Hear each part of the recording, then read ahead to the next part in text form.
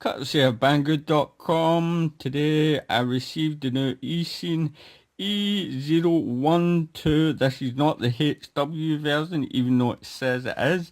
It's in actual fact the HC version, and that is because it's got a 0.2 megapixel camera and it records at 720p. The HW1 is the Wi-Fi version, and that has a couple of extra features to it. I'm not going to go through that with you at the moment because we're here to talk about the HC version, which I already have out of the box.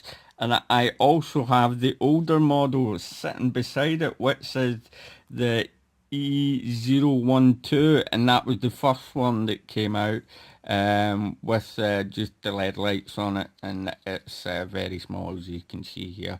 I'm just going to put that out of the way, and before I go any further, you also get with the quadcopter a real ACC mini lipo bag, which is great. So you can put your little 200 one cell lipo in here and keep them nice and safe, just in case to go up and smoke. I always keep my batteries in lipo bags all the time.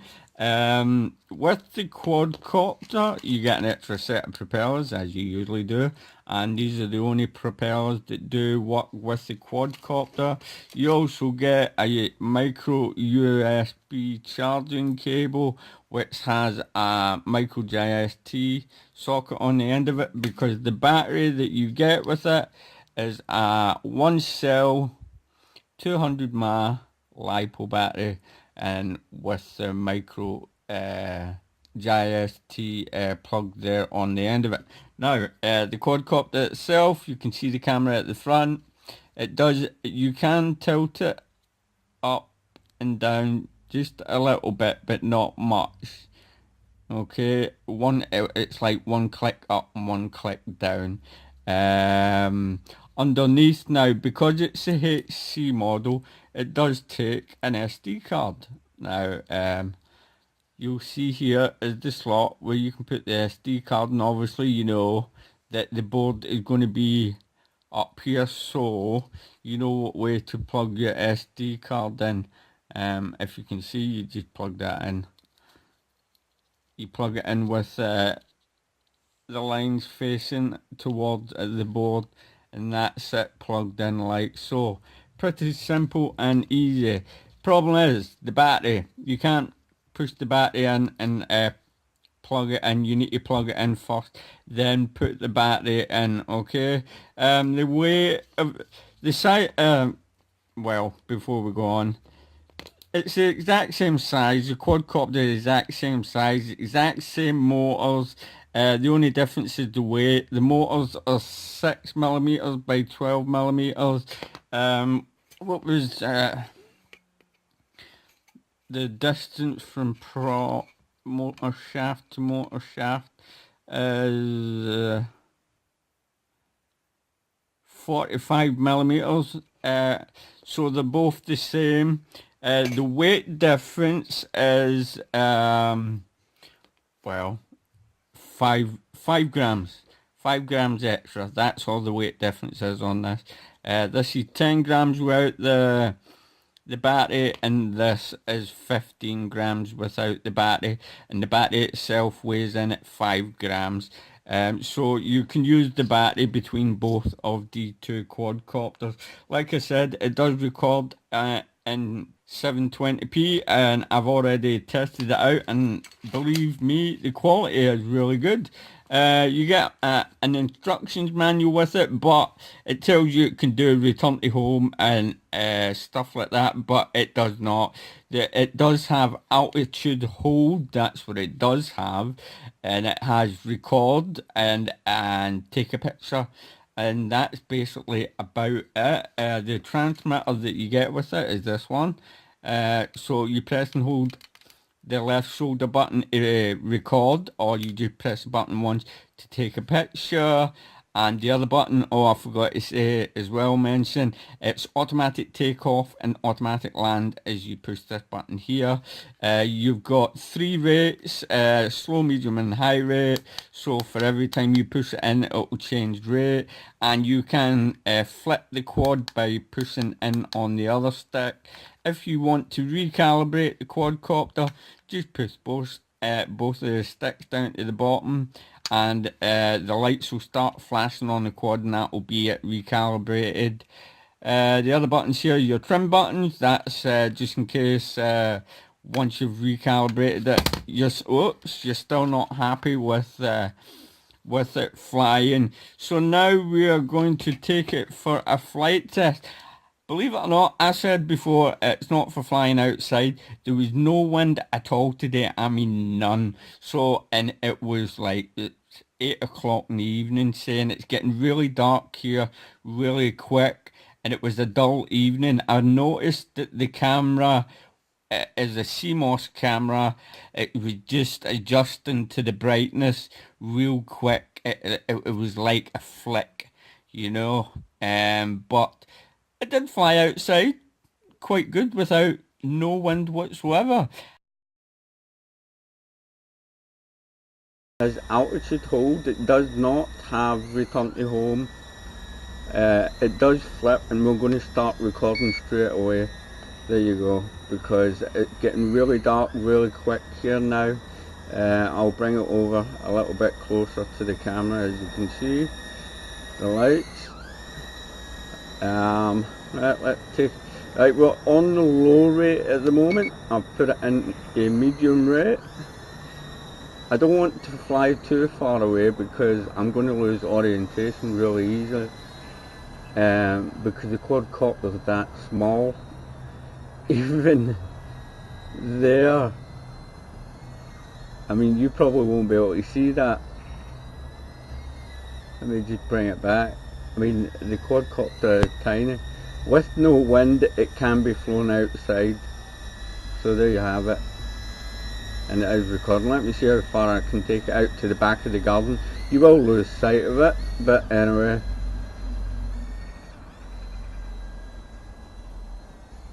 And bring it back. Am I coming the right way? Yeah, come down.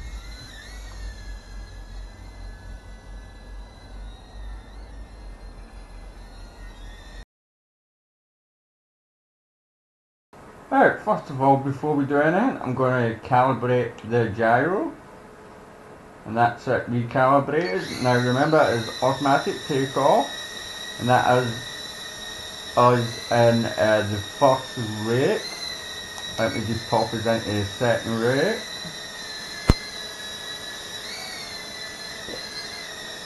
And I'm just gonna, remember it has altitude hold. So let me just bring it over and let you see that.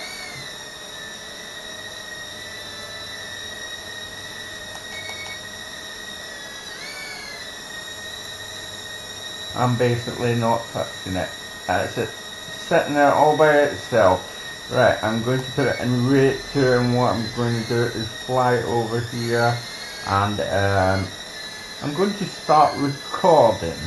If I press and hold the button, that should be recording by now. There you go. And you should see an oh my god cooking.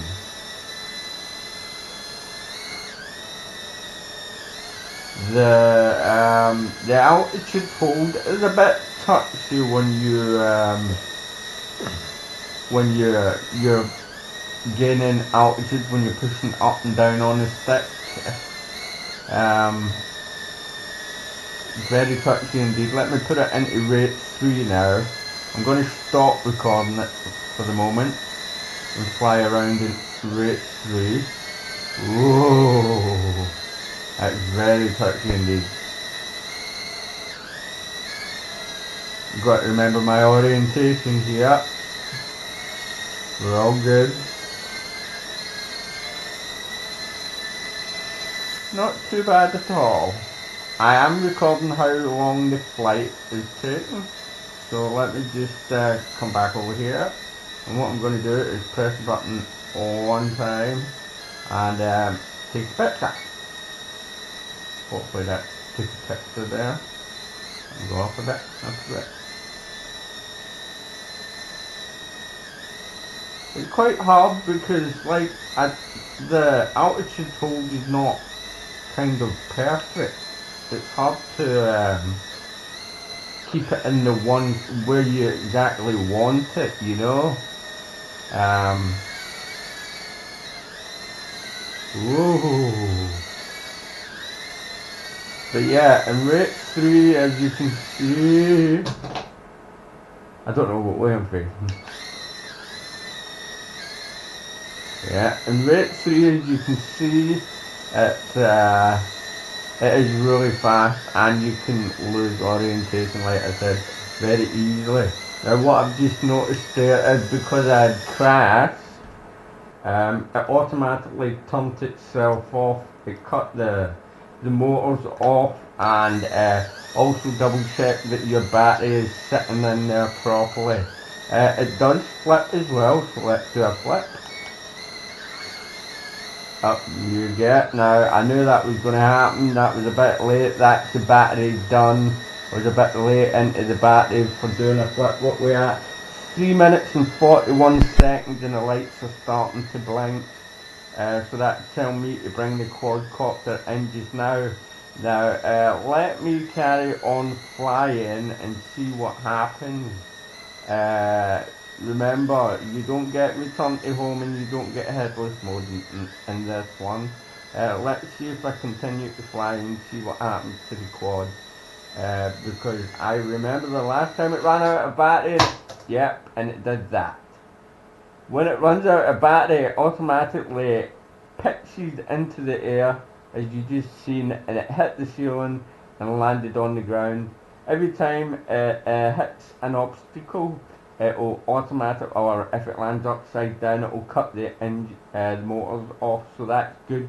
But with it running out of battery and pitching in the air, I don't think that's quite a good idea. Okay, you just seen what happened there. It pitched into the air there. I'm just unplugging this just now. It's done that twice to me already. If you fly it beyond LVC when the lights start flashing, I don't know why it's doing it.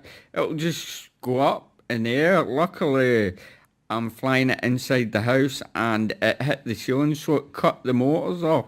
So if you were flying this outside, it would probably, I don't know what would happen. It might just keep going up and up and up until it loses connection with the transmitter.